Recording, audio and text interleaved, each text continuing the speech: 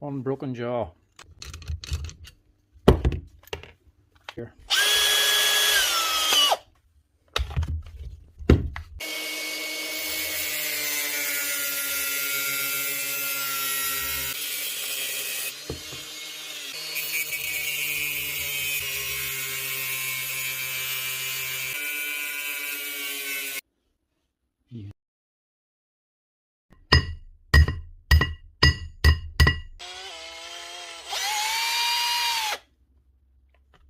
That's it.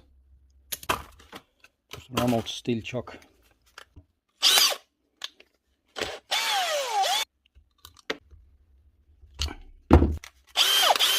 Actually, one new chuck on a Makita DHP 481. If you can't knock it off, cut it off.